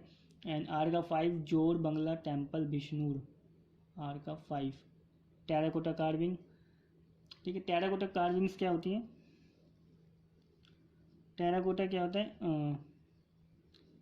फायर्ड क्ले को टेराकोटा कहते हैं, मतलब मिट्टी से कुछ जलाकर जो घड़े बनते हैं ना, that is terracotta, you can understand. But carving तो इसकी पिक लग जाएगी तो आपको क्लियर हो जाएगा कि जोर बंगला इस में होंगे terracotta carvings. And sun temple is khondalite stone work, ये हमने पढ़ा हुआ है। खोंडेलाइट याद रखना, खोंडेलाइट स्टोन कौन सा स्टोन है? मेटामॉर्फिक, मेटामॉर्फिक रॉक है। एंड रेड सैंडस्टोन तो आपका सैंडस्टोन बन गया, लाइमस्टोन, ये खोंडेलाइट याद रखना। और टेराकोटा का ये तो टेराकोटा मिट्टी होगी, तो ये भी या तो सैंडस्टोन में आएगा, लाइमस्टोन में। ठीक है, क्वेश्चन नंबर 36 का बी ऑप्शन है। आगे चलते हैं। क्वेश्चन नंबर 37, ये it's also match the flowing, match the following with the style of architecture. पीसा कैथेड्रल इटली, ये भी पढ़ा हुआ हमने। सेंट हैगे सोफिया इस्तांबुल, ग्रेट टेम्पल अमन रे सनम रे से याद रखना, मैंने कहा था इजिप्शियन वाला। कैथेड्रल ऑफ नोट्रेडोम, ये उसमें पढ़ा था हमने, गोथिक में। ओके, तो ग्रुप 2 में first option is Gothic, so S का 1। मोरिश आर्किटेक्चर, मोरिश आर्किटेक्चर हमने उसमें इस्लाम में पढ़ा था, ठीक है ना। एंड इजिप्शियन का ग्रेट टेम्पल अमन रे हमने डिटेल में पढ़ा था। बाइजेंटाइन, पीसा कैथेड, एक मिनट, बाइजेंटाइन और रोमन इसकी दोनों है, ठीक है। क्या होगा 4, बाइजेंटाइन हैगिया सोफिया बाइजेंटाइन वालों का था, क्योंकि बाइजेंटाइन में हमने कैसे याद रखा था कि बज रही थी, और मतलब बाइजेंटाइन को हमने ऐसे याद रखा था ना कि बज रही थी। और बज क्यों रही थी? क्योंकि उन्होंने डोम के ऊपर स्किंचेस बनाकर लोगों के मतलब अपना वो दिखा दिया था, स्किंचेस और पेंडेंटेटिव्स, उन्हीं का ही था हैगिया सोफिया। पीसा कैथेड्रल रोमन एस्क्यून इटली इज पीसा cathedral leaning tower of Pisa, ठीक है। मोरिश आर्किटेक्चर ऑप्शन बचा। मोरिश आर्किटेक्चर इज, वो हमने पढ़ा, ये पढ़ा भी हुआ है। इस्लाम में अलम्बरा पैलेस इसका एग्जाम्पल होता, अगर होता तो यहाँ पे अलम्बरा पैलेस या वाउशियर मोरिश आर्किटेक्ट, मोरिश आर्च जो हॉर्सशू आर्च की तरह होती है, बस उसमें कुछ वाउशियर्स लगे होते हैं, ठीक है ना, इस टाइप के वेज शेप ब्लॉक्स, ये हमने पढ़ा हुआ है, वेज शेप ब्लॉक्स। तो 37 का आंसर इज डी। ओके, आगे चलते हैं।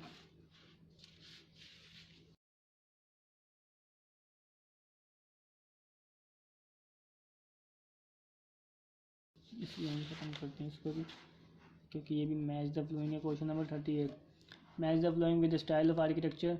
राष्ट्रपति Bhavan, German pavilion for world exhibition, नहीं सुना।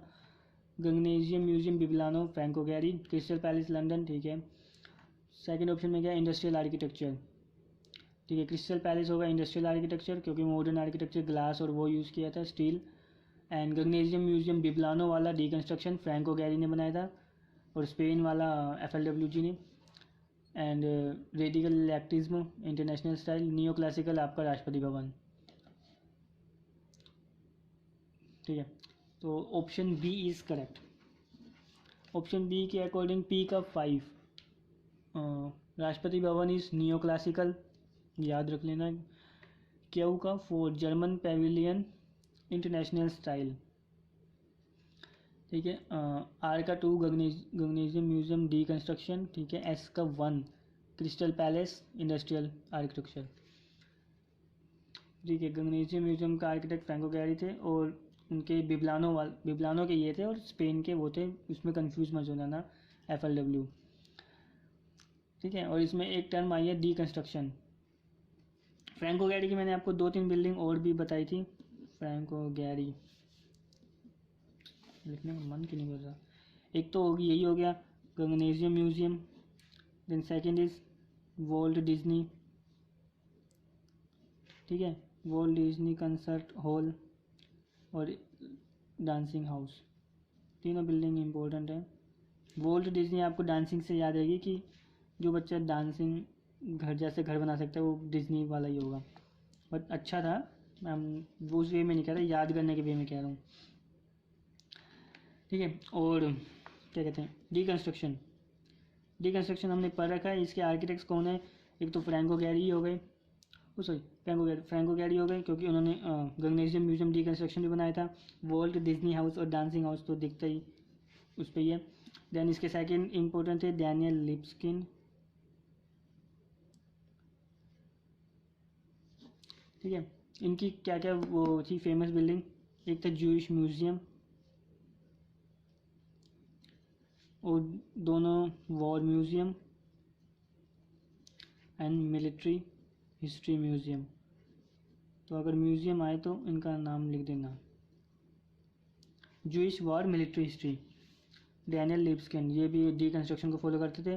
देन आपके फेमस हैं जहा हदीद, वो तो आप मेरे से ज़्यादा ही जानते होंगे। एंड पीटर आइजनमैन, ठीक है, इनका भी नाम इसमें आता है। एंड देन रेडियल इलेक्ट्रिज्म, अच्छा ये सब हमने डिटेल में स्टडी करेगा कि इलेक्ट्रिज्म और सोन, तो इसको अब हम स्टडी नहीं करेंगे क्योंकि जो पीछे से पढ़ के आ रहे हैं उनका टाइम वेस्ट होगा। नेक्स्ट क्वेश्चन की तरफ चलते हैं।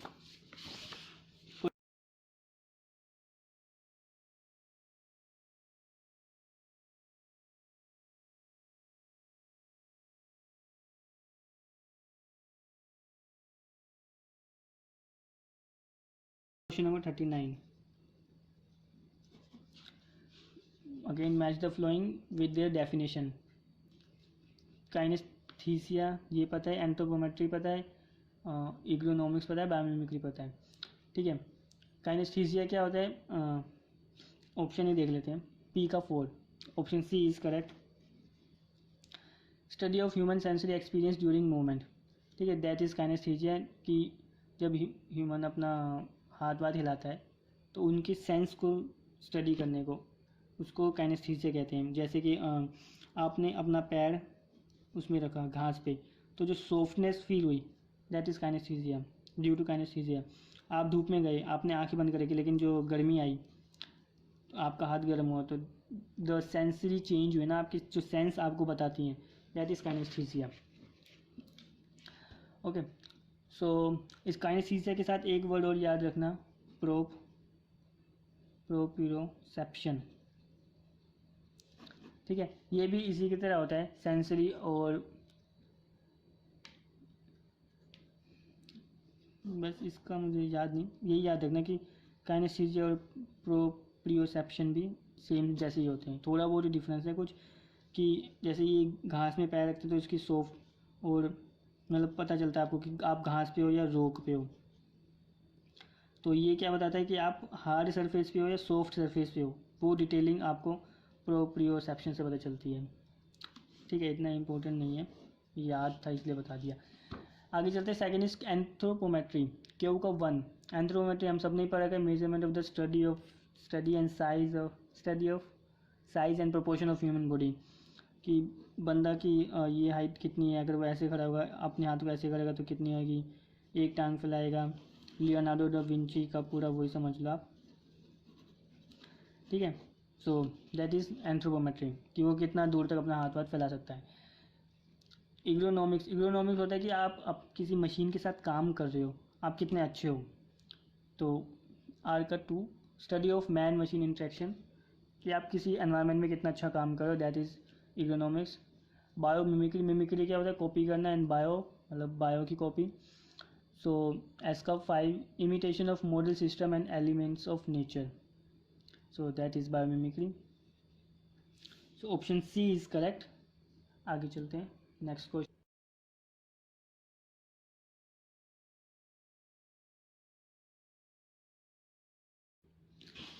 Okay, so question number 40 is match the flowing.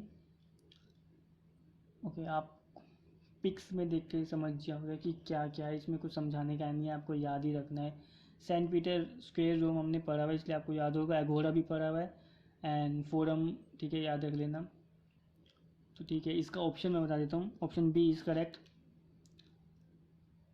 तो इसको आप पिक्स देख कर याद रख सकते हो, और अब नहीं आएगा ये क्वेश्चन, नहीं आते इस टाइप के पिक्स वाले।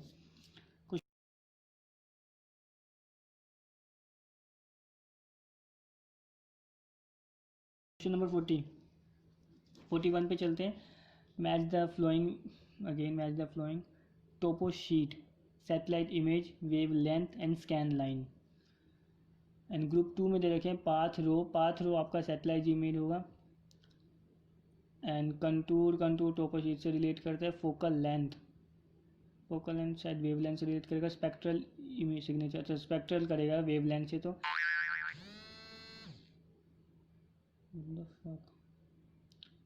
एंड बिट्स एंड इंच, अच्छा bits and inch scan line से रिलेट करेगा। ठीक है, तो अभी first is topo sheet, option C is correct. Topo sheet क्या होती है? Topo sheet is a kind of map जिसमें टोपोग्राफी, किसी भी एरिया की हम टोपोग्राफी स्टडी कर सकें। ठीक है, टू स्टडी द टोपोग्राफी कह लो या कंटूर कह लो, क्योंकि टोपोग्राफी में कंटूर्स तो आएंगे ही। तो कंटूर स्टडी करने के लिए या टोपोग्राफी स्टडी करने के लिए of an area is topo sheet is a map, उस मैप को कहते हैं topo sheet. Okay, topo sheet is a map to study the topography of contour और फीचर्स ऑफ एन एरिया, जो ऊपर से देख सके, दैट इज़ टोपो शीट। ठीक है, कंटूर से याद आया, तो कंटूर में क्या करते हैं कि अभी स्टडी किया था इसलिए मैं बता रहा हूँ। कंटूर में यूजुअली हम 5 लाइंस के बाद कंटूर इंटरवल, मतलब कंटूर इंटरवल जो हम देते हैं 1 2 3 5, 5th लाइन को हम बोल्ड दिखाते हैं। ठीक है, ताकि पता चलता है कि ये कंटूर, मेन कंटूर हम इनको मानते हैं, इसको हम बोल्ड दिखाते हैं। तो एवरी 5th लाइन, ये कहीं क्वेश्चन आया था, एवरी 5th लाइन को हम कंटूर लाइन को बोल्ड दिखाते हैं। ये भी लिख लो, आई थिंक बताया नहीं बताया कि इस टाइप के कंटूर को डिप्रेशन कहते हैं। डिप्रेशन, स्लो डिप्रेशन को, depression in the contour, not in the mental state. ठीक है, डिप्रेशन स्लो। एंड कंटूर की पांच खासियत बात करूँ। खासियत बात यह है कि contour lines can never intersect each other, like वो मैग्नेटिक फील्ड वाली lines can never intersect each other. Only 2 exception है इसके, एक तो केव या ओवरहैंग हिल या क्लिफ। ठीक है, ये इसके एक्सेप्शन है, केव और overhang Cliff. Otherwise contour lines can never intersect each other. And ये आप उस इमेज से समझ जाओगे कि कैसे क्या है। ठीक है, टोपो शीट पे थे टोपो शीट का सेकंड ऑप्शन पी का 2 कंटूर हो गया। ठीक है, सेकंड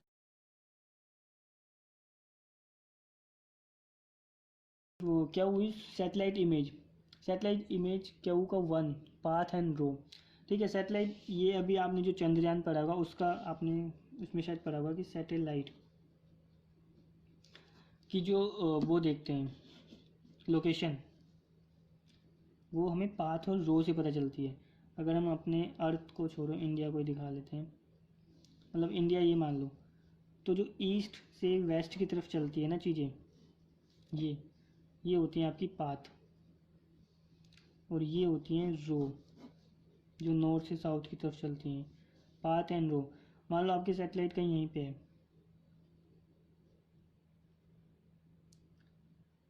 ठीक है, ये आपकी सैटेलाइट है, तो वो कहेगा कि पाथ नंबर 42, ये जो भी नाम ले दो, 23 या 24, एंड ये 1A और B, इसके बीच में आपकी सैटेलाइट इस वक्त है। सो सैटेलाइट लोकेशन आपको पाथ और रो के थ्रू पता चलती है। ठीक है, so this is satellite image. और इसको कंफ्यूज मत होना लॉन्गिट्यूड एंड लैटिट्यूड से। लॉन्गिट्यूड और लैटिट्यूड कैसे याद रख सकते हो आप? लॉन्गिट्यूड मतलब बड़ा, तो लॉन्गिट्यूड हमेशा बड़े होते हैं, मतलब चेंज होते हैं, ये समझ लो। देखो इनकी वो लेंथ चेंज हो रही है। लैटिट्यूड क्या होता है? लैटिट्यूड जो बचा वो सेम, मतलब लैटिट्यूड हमेशा सेम होते हैं, जो यहीं से शुरू होकर यहीं पे ख़त्म हो रहे, तो सारे मतलब वो मान लो डायमीटर, वो सरकमफ्रेंस, ये इस टाइप के कोड जो इसमें काट रहे हैं, ठीक है। लॉन्गिट्यूड, लैटिट्यूड और पाथ और वो अलग अलग है। Satellite image, second option. Wavelength, wavelength fourth, R का फोर्थ स्पेक्ट्रल इमेज, ठीक है। ये हमने स्टडी करा कि दो टाइप की इमेज सैटेलाइट जो देती है। अच्छा, ये पूरा क्वेश्चन है सैटेलाइट पे बेस है, इसरो पे बेस कर दिया क्वेश्चन है क्या। सैटेलाइट जो हमें दो इमेज देती है, वो दो इमेज जो होती है दो चीज़ पे डिपेंड करती है। First spatial resolution, wait second, first is spatial resolution and second is spectral resolution. Spatial resolution तो सेम हो गया जैसे पिक्सल इन फोटोशॉप, कि कितने छोटे पिक्सल है, जितने छोटे पिक्सल होंगे उतनी ज़्यादा इमेज आपको क्लियर दिखेगी, ठीक है ना। जितना बड़ा पिक्सल होगा वो पूरे दो आइटम्स को भी एक बना देगा, जितना बड़ा पिक्सल होगा। Okay, pixel in Photoshop you can understand. तो spatial resolution depend on the pixel in Photoshop, जितने ज़्यादा स्पेशल रेजोल्यूशन होगा उतनी ज़्यादा वो पिक्चर आपकी क्लियर आएगी सैटेलाइट से। सो अभी जो लेटेस्ट कैटरैक्ट 2 कैटरैक्ट है, पता नहीं क्या है, जो इसरो ने अभी लॉन्च की है, ये क्वेश्चन आया था गेट में, आई थिंक आगे आएगा या पीछे है पता नहीं मुझे, मतलब 2015 से आगे आएगा या 2015 से पीछे आएगा। कैटरैक्ट 2 में जो न्यू लॉन्च की है, तो उन्होंने पूछा था इसकी खास बात क्या है। इसकी खास बात यह है कि इसका spectral resolution is more, special resolution तो हमारे पास है ही, ठीक है। Spectral resolution is depend on the wavelength, मतलब ये वेवलेंथ को कैच करता है, वेवलेंथ बैंड को मतलब क्या कैच करता है, जैसे कि ये आपका वो है RGB। अगर ये RGB की पूरी जो वेवलेंथ है इन तीनों की एक ही लेगा तो ये उनको सिर्फ ब्लैक एंड वाइट दिखाएगा, ठीक है। अगर ये अलग अलग वेवलेंथ वाला होगा तो ये उस RGB तीनों को अलग अलग दिखाएगा, अदरवाइज इन तीनों को सेम ब्लैक एंड वाइट में दिखाएगा। सो इसको पैन कहते हैं, इसको मल्टी स्पेक्ट्रम, आई थिंक ये हमने डिस्कस कर रखा है, सो इसमें ज़्यादा डीप नहीं जाएंगे हम। ये हो गया, तो spectral is related to wavelength, so from here wavelength R का फोर स्पेक्ट्रल सिग्नेचर, रेजोल्यूशन को आई थिंक सिग्नेचर भी कहते होंगे शायद। एस का स्कैन लाइन का बिट्स एंड इंच, ठीक है, इसका पता नहीं, बट स्कैन लाइन होती क्या है। स्कैन लाइन क्या होती है, जब आप किसी चीज़ को स्कैन में करके दिखाते हो, जैसे आपका टीवी है, ठीक है, एक रास्टर स्कैनिंग पैटर्न है।